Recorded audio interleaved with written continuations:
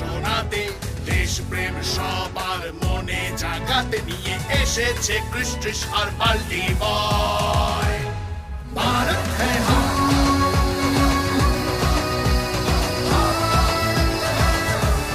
ভারত হ্যায় হাম।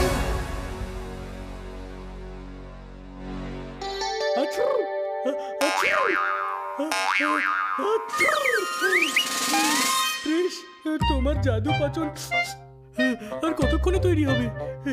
সর্দি আমার নাকের অবস্থা খুবই খারাপ করে রেখেছে।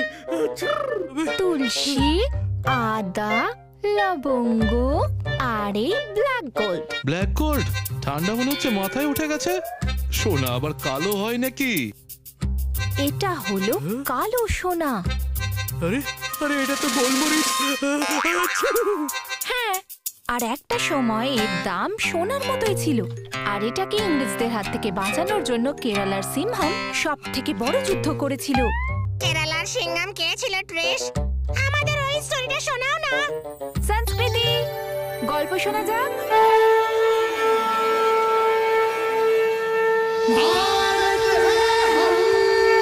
সেই সময় কেরালা আর কোস্টাল কর্ণাটকাকে মালাবার আর কর্ণাটকার গুপ্ত ক্ষেত্র মাইসোর সাম্রাজ্য বলে পরিচিত ছিল। মালাবারে কোটায়াম নামে একটা ছোট সাম্রাজ্য ছিল, আর এই কোটায়াম রাজ্যে থাকতেন কেরালার সিংহাম। ওনাকে লোক কেরালা বর্মা বা পার্সি রাজা বলে জানতেন। ওনার জন্ম ৩রা জানুয়ারি ১৭৫৩ সালে হয়েছিল। উনি ওনার রাজ্যের দেবী মা মৃদঙ্গা শৈলেশ্বরীর পরম ভক্ত ছিলেন। মা মৃদঙ্গা শৈলেশ্বরীর কৃপায় কোট্টয়মের মাটির তলায় কালো সোনা পাওয়া যায়, যাকে ছিনিয়ে নেবার জন্য কখনো মোগল কখনো ইংরেজরা আমাদের আক্রমণ করেছে। আমরা কখনো কারোর সঙ্গে কোনো শত্রুতা করিনি। আমরা তো শান্তিতে ব্যবসা করতে প্রস্তুত আছি। কিন্তু যদি কেউ আমাদের মাতৃভূমিকে আমাদের থেকে কেড়ে নেওয়ার চেষ্টা করে, আমাদের কাছের মানুষদের উপর অত্যাচার করে, তবে মা মৃদঙ্গা দেবীর দিব্যি আমরা ওদের বিনাশ করতে কোনো চেষ্টার ত্রুটি রাখবো না। একদিকে কেরালা বর্মা তার মাতৃভূমিকে রক্ষা করতে চাইছিলেন, অন্যদিকে ওনারই কাকা বীর বর্মা নিজের লালসার বশে তার বিরুদ্ধে গিয়ে ইস্ট ইন্ডিয়া কোম্পানির সঙ্গে হাত মেলান। ইস্ট ইন্ডিয়া কোম্পানি কোটিমকে স্বাধীন রাজ্য ঘোষণা করে দিয়েছেন, আর আপনি হবেন সেখানকার নতুন রাজা। আর আপনি কি জানেন তার বদলে আপনাকে কি করতে হবে? বিনিময়ে আমাকে ইস্ট ইন্ডিয়া কোম্পানিকে সাহায্য করতে হবে। আমি রাজি আছি। আপনি শুধু কেরালা বর্মাকে পথ থেকে সরিয়ে দিন। ইংরেজ অফিসার ৩০০ সৈনিকদের দল নিয়ে রাজা কেরালা বর্মাকে বন্দী করার জন্য মাঝরাতে তার বাড়ি ঘেরাও করে। কিন্তু স্যার, আমরা গোটা বাড়িটা খুঁজে দেখেছি, কিন্তু কেরালা বর্মা কোথাও নেই। ও আর ওর দেবী মূর্তি দুজনেই উধাও। কোনো ব্যাপার নয়, পালিয়েছে, এটাই যথেষ্ট। রাজসিংহাসন খালি হয়ে গেল। বীর বর্মা, আজ থেকে আপনি হচ্ছেন এখানকার নতুন রাজা। ধন্যবাদ। আমরা আমাদের কথা সম্পূর্ণ রেখেছি। এখন আপনাকে রাজস্ব দিয়ে আপনার কথা আপনাকে রাখতে হবে। বীর বর্মা এত খাজনা আদায় করার জন্য কোট্টায়ামের কৃষকদের উপর অত্যাচার করা শুরু করে। অত্যাচারিত হয়ে কৃষকেরা নিজের সমস্যা নিয়ে কেরালা বর্মার কাছে পৌঁছয়, যিনি জঙ্গলে আশ্রয় নিয়েছিলেন। সম্পত্তির লোভ আমাদের পরিবারের ভেতর থেকে ভাঙন ধরিয়ে দিচ্ছে, কিন্তু আমরা একে কোনোভাবেই প্রশ্রয় দেব না। তাতে আমাদের যদি নিজেদের সাথে লড়াই করতে হয়, করব। কেরালা বর্মার সমর্থন পেয়ে গ্রামবাসীদের মধ্যে নতুন সাহসের জন্ম হয়, আর তারা অত্যাচারের বিরুদ্ধে যুদ্ধ করা শুরু করে। আর কেরালা বর্মার সমর্থনে ইংরেজদের জবাব দিতে থাকে। গ্রামবাসীদের সাহস দেখে ইংরেজরা ভয় পেয়ে গিয়েছিল। ওরা বীর বর্মাকে ডেকে পাঠায়। জানি না যে ওর মধ্যে আগুনটাকে কিভাবে নেভাবো। আপনি কেরালা বর্মাকে শেষ করে দিন। এই লড়াই এমনিতেই শেষ হয়ে যাবে। ব্যাস, শুধু এইটুকু মনে রাখবেন, ও হচ্ছে কোট্টায়ামের বীর সিংহ। ওকে শিকার করবার জন্য জাল বিছাতে হবে। আমি জঙ্গলি শিকার করতে পছন্দ করি। ইংরেজরা কেরালা বর্মাকে জঙ্গলে খুঁজতে শুরু করে। এই গোটা জঙ্গলটা সবাই ভালো করে খোঁজো, ওই কেরালা বর্মা যেন কোথাও পালিয়ে যেতে না পারে। কিন্তু কেরালা ভার্মার স্পাই জঙ্গলে ছড়িয়েছিল। যেই ইংরেজরা জঙ্গলে প্রবেশ করত তারা ওনাকে সংকেত দিয়ে দিত।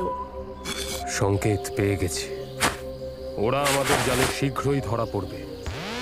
যুদ্ধের জন্য প্রস্তুত হয়ে নাও। এই আওয়াজটা কিসের? কেরালা ভার্মা কোটায়ামের ভূমি, সেখানকার জঙ্গল আর সেখানকার মানুষদের খুব ভালো করে চিনতেন। উনি স্থানীয় আদিবাসীদের নিয়ে সেনা দল তৈরি করেন, যারা জঙ্গলে লুকিয়ে থেকে ইংরেজ সৈনিকদের উপর হঠাৎ করে আক্রমণ করত। ইংরেজ সৈনিকরা কিছু বুঝে ওঠার আগেই কেরালা ভার্মা আর তার দল তাদের মজা দেখিয়ে ছাড়ত। ইংরেজরা যখন কেরালা ভার্মাকে জঙ্গলে হারাতে পারল না, তখন ওরা স্পেরিয়া পাসের মাধ্যমে ওয়াইনাডে আক্রমণ করার চেষ্টা করলো।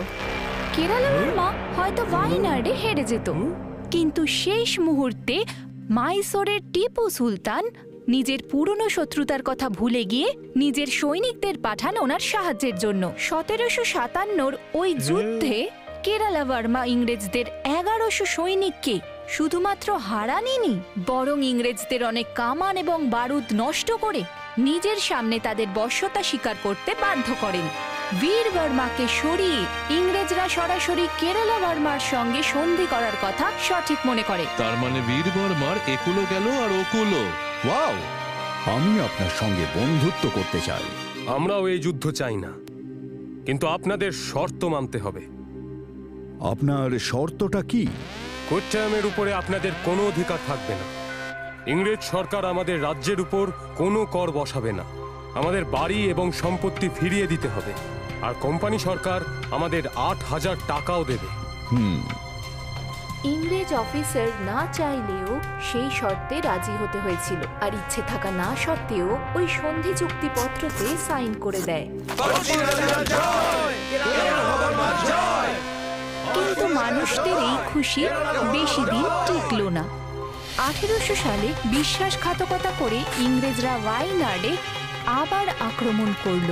এইবার ওদের নেতৃত্ব দিচ্ছিল মেজর জেনারেল আর্থার ওয়েলেসলি।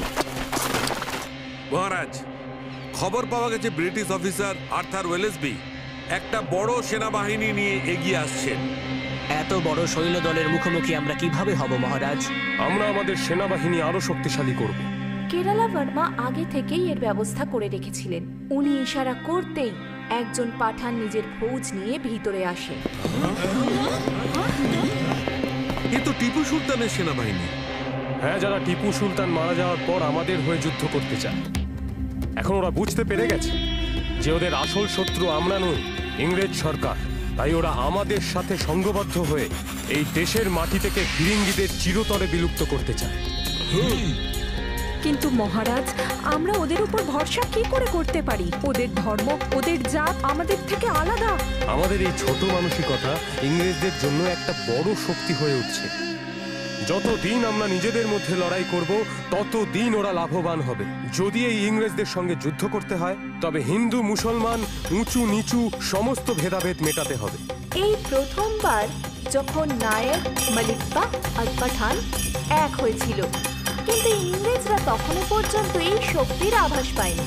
যখন ওরা আবার ওয়াইনিয়ার দখল করতে চেয়েছিল, তখন ওরা বুঝতে পেরেছিল যে ওরা কাদের সঙ্গে শত্রুতা করছে।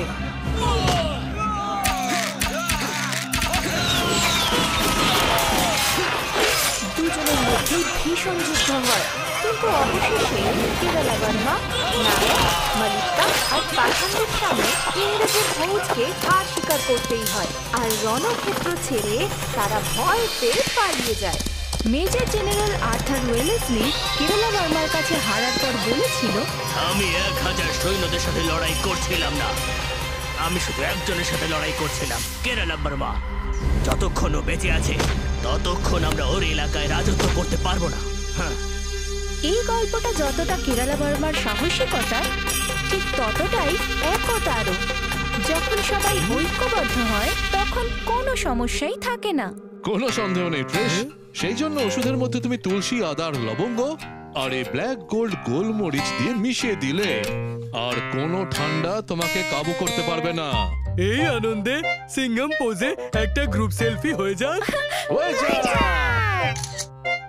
গর্বের সাথে বলো, भारत है हम।